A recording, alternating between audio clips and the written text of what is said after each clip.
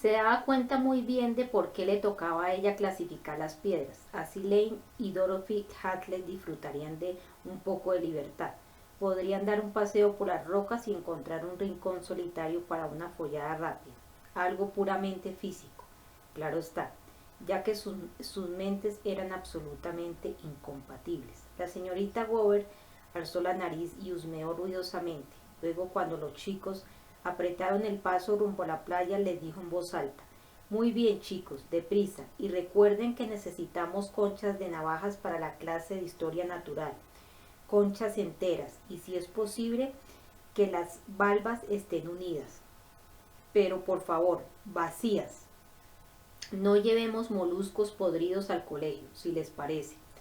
En la parte de atrás de la fila, en el sendero bajo los árboles donde la señorita Harley y los monitores de sus clases de inglés e historia se encargaban de mantener el orden, Stanley Green caminaba penosamente, las manos en los bolsillos y su inteligente pero cruel espíritu perturbado por pensamientos llenos de violencia.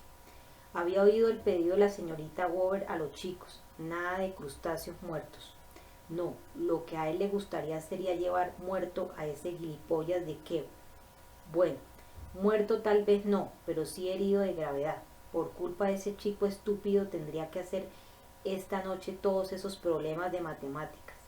Ese Pelma, sentado como un zombie, dormido con los ojos abiertos. Vin Stanley se encargaría de abrirle bien los ojos, seguro, o quizá de cerrárselos. Las manos fuera de los bolsillos, Stanley, dijo la guapa señorita Harley detrás de él. Faltan 5 meses para Navidad y aún no hace bastante frío como para que nieve. ¿Y por qué encorva los hombros? ¿Tiene algún problema? No, señorita, musitó Stanley, la cabeza agacha. Trate de pensarlo bien, Stanley, le dijo con tono un poco zumbón. Usted es aún muy joven, pero si continúa descargando su odio contra el mundo, se hará viejo muy, muy pronto, y añadió para sí, como Gertrude Hoover, esa bruja reprimida. Harry Keo no era un boyard, pero sí un chico curioso. El último martes que vinieron a la playa había visto algo por casualidad, y hoy esperaba verlo de nuevo. Por esa razón, después de entregar su piedra a la señorita Gover y tras asegurarse de que nadie lo veía, tomó un atajo entre las dunas y se dirigió al otro lado de la marisma. No tenía que recorrer más de 100 metros, pero la mitad de esa distancia ya encontró huellas recientes en la arena. Eran de un hombre y una mujer. Harry ya había visto a Sargento y a la señorita Harley coger esa dirección, tal como había sospechado que haría. Harry, con gran sentido de la oportunidad, se había olvidado el bañador, y esto le permitía hacer lo que quería sin compañía, pues Jimmy se había ido a nadar con el resto de la clase. Harry buscaba algo muy simple, indicaciones sobre una actividad que para él era aún bastante misteriosa. Cuando se sentaba junto a Brenda en el cine y apretaba su pierna contra la de ella, o cuando la jovencita se le acercaba y él le pasaba el brazo alrededor de los hombros de modo que los nudillos de sus dedos rozaran los pequeños pechos de la chica por encima del abrigo y el jersey, y se sentía bastante emocionado. Aquello incluso estaba muy bien, pero no era nada comparado con los juegos a los que se dedicaban los profesores Lane y Harley. Por fin, tras subirse a gatas a una dura duna, los descubrió sentados en la arena, dentro de un semicírculo de carnizos en el mismo lugar donde los había visto la semana anterior. Harry retrocedió y buscó enseguida un lugar en la cima de otra duna desde el cual podía espiarlos, echado boca abajo detrás de una mata de hierba. La semana anterior ella, la señorita Hadley, había estado jugando con la cosa de Sargento y a Harry le había parecido extraordinario su tamaño.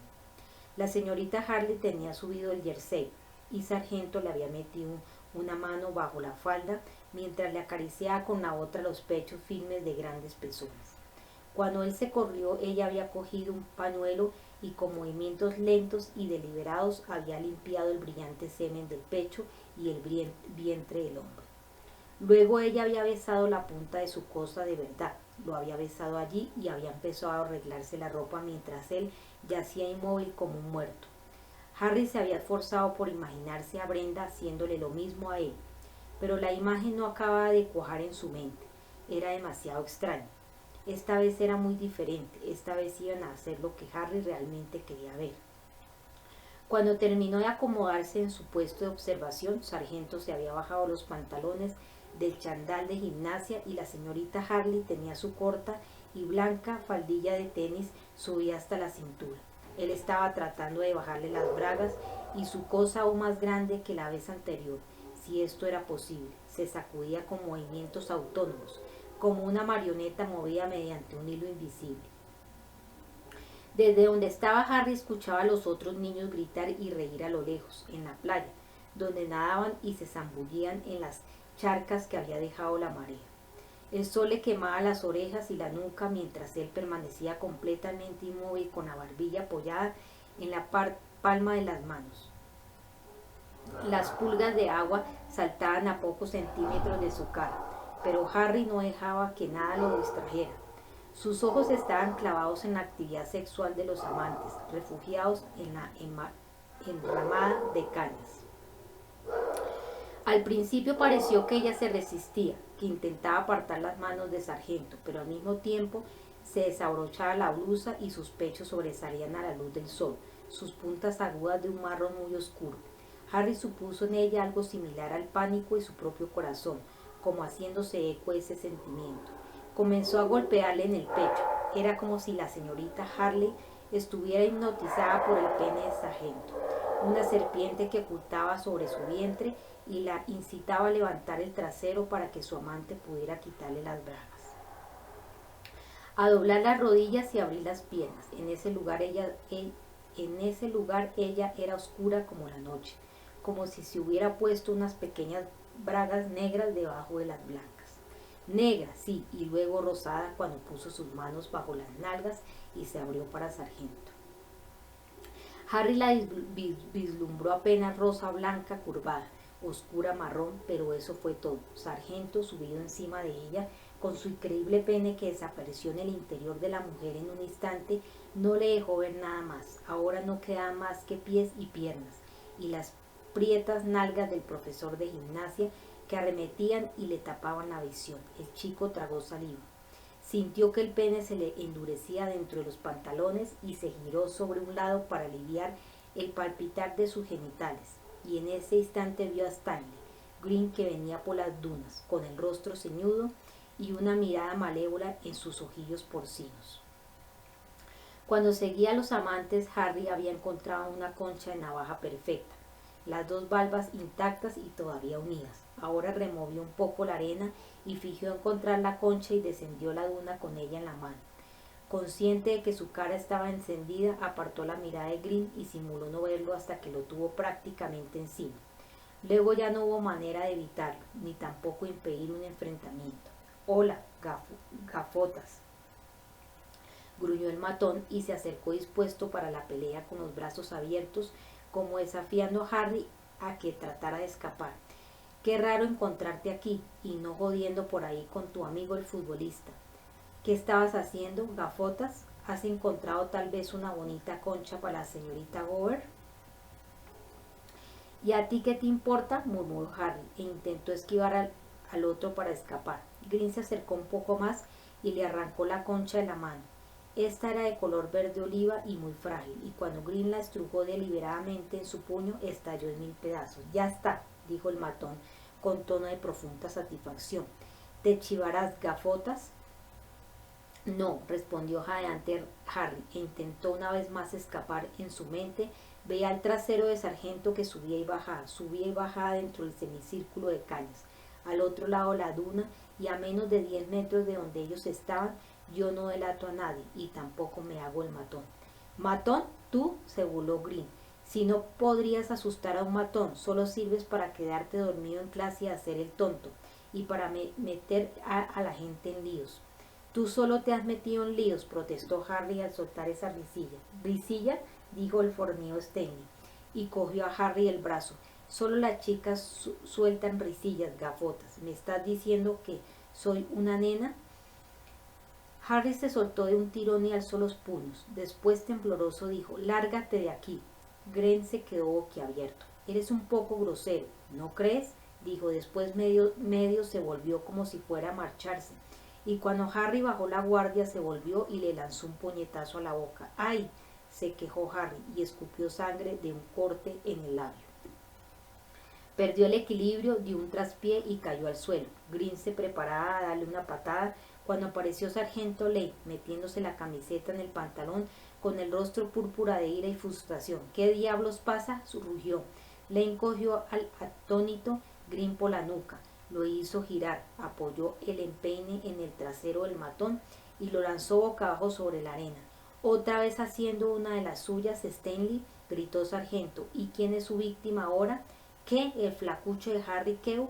Por Dios, ya veo que pronto se dedicará a estrangular niños de pecho. Cuando Green, escupiendo arena, consiguió ponerse trabajosamente en pie, el profesor le dio un empujón que lo tumbó otra vez. Ya ve, Stanley, no es nada agradable cuando uno se enfrenta con alguien más grande y más fuerte. Y es así como se siente Harry, ¿no es verdad, Kew? Harry, que aún se cubría la boca con la mano, respondió: sé cuidarme solo.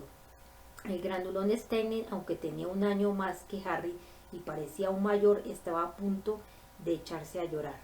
Se lo diré a mi padre, dijo mientras se iba. ¿Qué?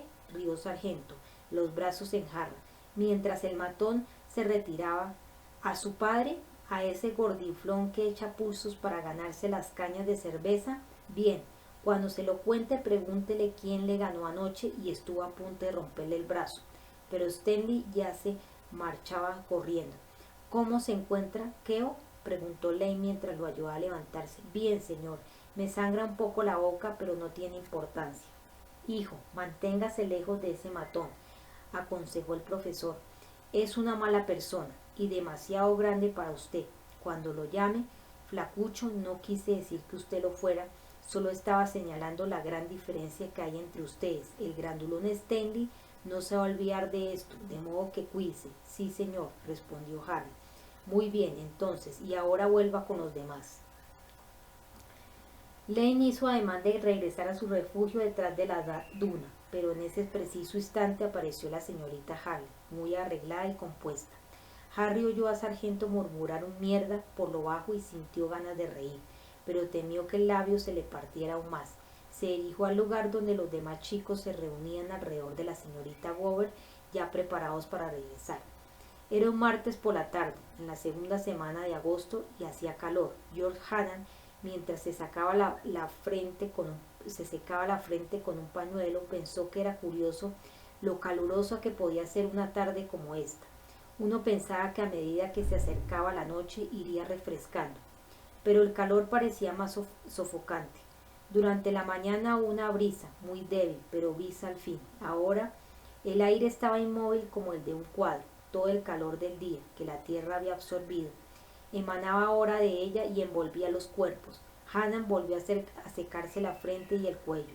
Bebió a sorbos una limonada helada y pensó que muy pronto comenzaría a transpirar el líquido que estaba ingiriendo. Hacía un calor infernal. Hanan vivía bastante cerca de la escuela, pero del lado opuesto a la mina. El otro era demasiado opresivo, demasiado deprimente. Esta noche tenía trabajos para corregir y lecciones que preparar. No tenía ganas de hacer ninguna de las dos cosas. En realidad, no tenía ganas de hacer nada. No le vendría mal una copa. Pero los pubs a esta hora estarían llenos de mineros en mangas de camisa y gorra, que hablarían con voz áspera y gutural. Daban una buena película en el Ritz, pero en las primeras filas el sistema de sonido era ensordecedor. Y en las filas posteriores estarían las parejas de siempre haciéndose el amor, que lo perturbaban y distraían su atención de la pantalla con sus sudorosas maniobras. Y de todos modos tenía trabajos para corregir. Hanan vivía en una pequeña casa adosada, en una urbanización con vistas al boscoso valle que se hacía más estrecho en dirección al mar, y estaba separada de la escuela por un cementerio con una iglesia antigua, tumbas bien cuidadas y altos muros limítrofes.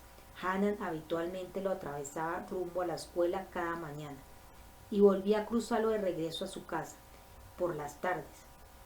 Había grandes castaños de indias con bancos circulares construidos alrededor de sus troncos.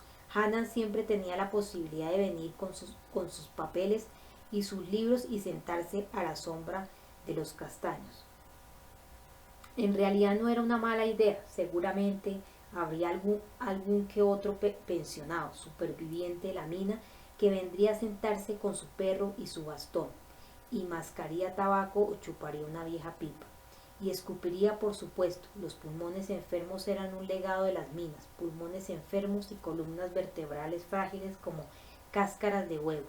Pero aparte de los vejetes, el lugar era habitualmente muy tranquilo, alejado del centro del pueblo, de los pubs y del cine. Y cuando comenzaran a caer las castañas, habría un montón de críos, claro. Después de todo, ¿para qué sirven las castañas de Indias sino para que los críos se hagan juguetes con ellas? Hanan se sonrió. Alguien había dicho una vez que desde el punto de vista de un perro, un ser humano era una cosa que arrojaba palos. ¿Y cuál sería el punto de vista de una castaña de Indias? Quizá que los chicos eran cosas que las ataban con cuerdas y las partían en dos. Había algo que parecía indudablemente cierto: los chicos no estaban hechos para estudiar matemáticas. Hanan se duchó y se secó lenta y metódicamente. Darse prisa solo hacía que uno sudara aún más. Se puso unos anchos pantalones de franela de algodón y una camisa sin corbata. Cogió su maletín y salió de casa. Cruzó la urbanización en dirección al cementerio y se internó en el ancho sendero de grava que lo atravesaba. En las ramas más altas de los árboles jugaban las ardillas y de vez en cuando hacían que alguna hoja se desprendiera. Los rayos del sol llegaban oblicuos desde más allá de las bajas colinas del oeste, donde la gran bola ardiente parecía suspendida para siempre, como si nunca fuera a permitir el paso del día hacia la noche. El día había sido hermoso, la tarde, a pesar del calor, también era estupenda, y ambos habían sido desperdiciados, o si no desperdiciados, perdidos lastimosamente, si es que había alguna diferencia entre ambas expresiones. Hanan se sonrió irónicamente al imaginar al joven Johnny Miller dentro de un par de años, calculando la superficie de distintas circunferencias para distraer su aburrimiento mientras extraía carbón de la mina. ¿Para qué servía enseñarles matemáticas? Y en cuanto a los chicos como Harry Kew, pobre desgraciado, no tenían músculos para trabajar en las minas, ni cerebro para hacer otra cosa.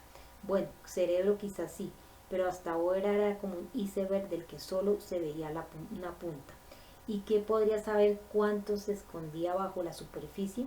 Hanan deseaba encontrar la manera de sacar a la luz, ahora que aún estaba a tiempo, la escondida inteligencia del chico. El profesor tenía un presentimiento con respecto a aquello que el chico iba a hacer o hacerse, sea lo que fuera, tenía que comenzar a evidenciarse ahora.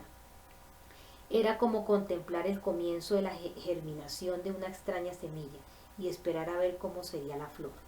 Y hablando del Papa, ¿no era Kew ese chico sentado sobre una vieja tumba a la sombra de un árbol, la cabeza apoyada sobre la musgosa lápida? Sí, era Kew. Ahora veía sus gafas que el sol hacía brillar. El chico tenía abierto un libro sobre las rodillas y mordisqueaba un lápiz, con la cabeza echada hacia atrás. Parecía completamente absorto en sus pensamientos. A Jimmy Collins no se lo veía por ningún lado. Sin duda estaba jugando al fútbol con el resto del equipo en el gimnasio del colegio, pero Kew no pertenecía a ningún equipo. De repente Hanan sintió compasión por el chico. ¿Compasión o culpabilidad? Por Dios, no. Kew se había librado de una buena demasiadas veces. Uno de estos días se pondría a soñar despierto y nunca más podría volver a la realidad. Con todo, Hanan suspiró y dejó que sus pies lo condujeran por los senderos que había entre las hileras de tumbas, hasta donde estaba sentado el muchacho, y cuando estuvo más cerca pudo ver que una vez más Harry estaba perdido en uno de sus ensueños, refugiado en la fresca sombra del árbol. Hanan se sintió furioso, hasta que vio que el libro que Kew tenía en sus rodillas era el de deberes de matemáticas. Al parecer el chico intentaba cumplir con su penitencia. ¿Cómo va eso, Kew?, preguntó Hanan y se sentó sobre la misma piedra. Este rincón del cementerio no le era desconocido al profesor de matemáticas. En muchas ocasiones había venido a sentarse aquí. En realidad el intruso no era él, sino Kew. pero no creía que el chico lo supiera, y ni siquiera que pudiese entenderlo. Harry se sacó el lápiz de la boca, miró al profesor e inesperadamente sonrió. Buenos días, señor, perdón, pero ¿qué me decía? Hannah tenía razón, el chico había estado ausente, el rey de los soñadores, la vida secreta de Harry Quebe. Le pregunté cómo iba eso, dijo Hannah, intentando hablar sin gruñir. Oh, muy bien, señor. Menos formalidad, Harry. Deje el señor para la clase y hablemos con franqueza. Lo que quiero es saber cómo le va con los problemas que le di. Los deberes ya los he resuelto. Aquí Hannah estaba sorprendido, pero si pensaba mejor la cosa, el lugar parecía muy apropiado. Este es un lugar muy tranquilo, respondió Harry. ¿Quería mostrármelos, por favor? Sí, usted quiere. Harry se encogió de hombros y le tendió el libro de problemas. Hannah lo revisó y se quedó doblemente sorprendido. El trabajo era muy pulcro, casi inmaculado. Había 2 respuestas y si la memoria no lo engañaba, ambas eran correctas. Claro está que el procedimiento para llegar a la solución era igualmente importante, pero por el momento no lo comprobó. ¿Dónde está la tercera pregunta? Harry frunció el entrecejo. ¿Se refiere a la pistola de engrasar? ¿Dónde? Comenzó a decir, pero Hannah impaciente lo interrumpió. No, dé vueltas al asunto, no dé vueltas al asunto, Harry Quebe. De las 10 preguntas solo tenía que resolver 3. Las demás se refieren a cajas. No tienen nada que ver con circunferencias o cilindros. O quizá me equivoco. Este libro es también nuevo para mí. Démelo, por favor. Harry bajó la cabeza, se mordió el labio y le dio el libro. Hannah pasó deprisa las páginas. La pistola de engrasar, dijo. Sí, este es el problema, y golpeó con el dedo índice la página. Había un diagrama con las medidas en centímetros. Las medidas eran internas, el tambor y el cañón eran cilíndricos y estaban llenos de grasa. ¿Qué longitud tendría el chorro de grasa emitido al vaciar la pistola? Harry lo miró. No pensé que tenía que resolver este problema, dijo por fin. Hannah se sintió furioso. 2 problemas resueltos sobre un total de 3 no estaba nada bien. Hubiera preferido 3 respuestas equivocadas antes que esto. ¿Por qué no hice que era demasiado difícil? Dijo tratando de mantener la calma. Ya ha tenido bastantes mentiras por hoy. ¿Por qué no acepta que no sabe cómo resolverlo? De repente el chico pareció no encontrarse bien. La cara le brillaba, sudorosa, y tenía los ojos levemente vidriosos. Puedo hacerlo, dijo Harry con voz calma, y luego más rápidamente y con cierta aspereza. Sí, un idiota podría resolverlo. Yo no pensé que era parte de los deberes. Eso es todo. Hannah no podía creer lo que había oído. Durante un segundo pensó que no había entendido la respuesta del chico. Y la fórmula no es necesaria, respondió Harry Quebe. Mierda, Harry, es pi por el radio al cuadrado por la longitud igual al contenido. Eso es todo lo que necesita saber. Mire, dijo Hannah, y garrapeó rápidamente en el libro. Le devolvió a Harry el lápiz y dijo, así. Después de eso casi todo se anula a sí mismo. El divisor, claro está, es la superficie del corte transversal del chorro de grasa. Eso es una pérdida de tiempo, dijo Harry, de tal modo que Hannah se dio cuenta de que aquello no era mera rebeldía. De hecho, aquella no parecía la voz de Harry Quebe. Esa voz tenía autoridad. Por un instante Hannah se sintió casi intimidada. ¿Qué estaba pasando en la cabeza del chico? ¿Qué significaba esa mirada ¿Qué significaba esa mirada de no estar del todo allí que percibía tras los cristales de las gafas? Explíquese, exigió Hannah, y con claridad. Harry miró el diagrama, no la solución que había sugerido el profesor. La respuesta es 106,68 centímetros, respondió, con el mismo tono de autoridad de antes. Tal como Hannah había afirmado antes, ese libro era nuevo para él y aún no lo conocía bien. Pero hubiera apostado que el chico estaba en lo cierto, y eso solo podía significar que, después de la playa, volvió con Collis a la clase. Le dijo con voz acusadora, yo le dije que cerrara con llave, pero antes usted abrió el cajón de mi mesa y miró las respuestas en el libro que tengo allí. Nunca lo hubiera creído capaz de algo así, Quebe, pero Se equivoca. Harry lo interrumpió con la misma voz inexpresiva, calma y pedante que había utilizado antes. Luego golpeteó con su dedo índice el diagrama. Compruébelo usted mismo. Para resolver los dos primeros problemas hacían falta fórmulas, pero no para este. Si tenemos un diámetro de 4 decimales y queremos hallar la superficie de la correspondiente circunferencia, necesitamos una fórmula. Si tenemos la superficie y queremos hallar el radio, necesitamos prácticamente la misma fórmula, pero a la inversa. Pero esto, escuche, el diámetro del tambor es 3 veces mayor que el del cañón. La superficie de la circunferencia es por consiguiente 9 veces mayor. La longitud del cañón es 3 veces más grande. 9 por 3 es 27. El tambor contiene 27 veces más grasa que el cañón. El tambor y el cañón juntos contendrán, por consiguiente, 28 veces el volumen del cañón. El cañón tiene 3,81 centímetros y eso por 28 es igual a 106,68 centímetros, señor. Hannah miró al muchacho con un rostro sin expresión. Contempló luego el diagrama del libro. La cabeza le daba vueltas y tuvo la sensación de que un viento helado soplaba sobre su columna vertebral y lo hacía estremecer. ¿Qué diablos pasaba? Por Dios, el profesor de matemáticas era él, pero el racionamiento de Keor era impecable. Para resolver aquel problema no hacían falta fórmulas, ni siquiera necesarias las matemáticas. Era cuestión de cálculos mentales y de comprender la naturaleza de la circunferencia y no dejar que los árboles impidieran ver el bosque. Seguro que la respuesta de Harry era correcta. Tenía que serlo. Si Hannah se hubiera olvidado de sus fórmulas y hubiera pensado un poco, él también habría podido llegar a ella. Pero Kew la había resuelto en un instante y su mofa había sido sincera. Hannah se dio cuenta de que si no manejaba bien la situación, probablemente perdería al chico allí mismo. Y también se dio cuenta de que si esto sucedía, la pérdida no sería solo de él. Aquí había una mente potencialmente brillante. A pesar de que su confusión era grande, tenía que arreglárselas para conservar su autoridad. Se obligó a sonreír y dijo: muy bien, pero yo no pretendía evaluar su conciencia intelectual. Harry Kew, solo quería saber si usted sabía las fórmulas, pero usted realmente me intriga. ¿Por qué, siendo tan inteligentes, son tan pobres sus trabajos en clase? Harry se puso de pie. Sus movimientos eran rígidos, casi automáticos.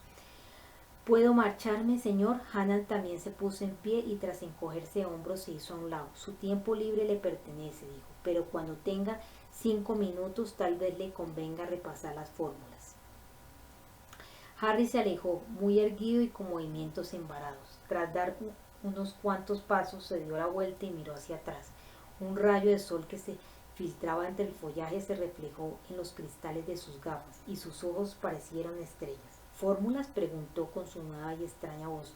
Podría darle fórmulas que usted ni siquiera se ha imaginado. Y Hannah, sacudido por su estremecimiento, tuvo la certeza de que Kew no estaba fanfarroneando. El profesor de matemáticas hubiese querido gritarle el chico, ir corriendo hacia donde se hallaba, golpearlo quizá, pero sus pies parecían haber echado raíces en el lugar. Las fuerzas parecían haberle abandonado. Este asalto lo había perdido por KO. Se sentó otra vez, tembloroso, en el bloque de piedra y apoyó la cabeza contra la lápida mientras Harry Kew se alejaba. Permaneció allí un instante y luego se puso en pie de un salto con un movimiento convulsivo y se apartó de la tumba. Tropezó y cayó boca abajo sobre la hierba. Kew ya había desaparecido, perdido entre las hileras de tumbas. La tarde era cálida, no, era horriblemente calurosa, pero George Hannah se sintió frío como un muerto. Había algo en el aire, en su corazón, que lo helaba. Aquí exactamente en este lugar, y entonces recordó dónde y cuándo había oído a alguien hablar como Harry Kew, con su autoridad, su precisión y su lógica. Hacía ya casi 30 años y Hannah había tenido poco más o menos la edad de su alumno, y el hombre había sido su héroe, casi su dios. Se puso en pie, todavía estremecido, recogió los libros de Kew y los guardó en su cartera. Después, con cautela, Retrocedió alejándose de la tumba. Grabada en la lápida con letras parcialmente cubiertas por líquenes había una sencilla inscripción que George conocía de memoria: James Gordon Hannah, 13 de junio de 1875, 11 de septiembre de 1944, profesor en el Colegio Harden durante 30 años, director del mismo durante 10 años. Es ahora uno más de los habitantes del paraíso. El epitafio había sido una broma, o lo que él creía una broma de su padre. Su principal interés, al igual que el de su hijo, habían sido las matemáticas, pero George nunca sería tan bueno como él.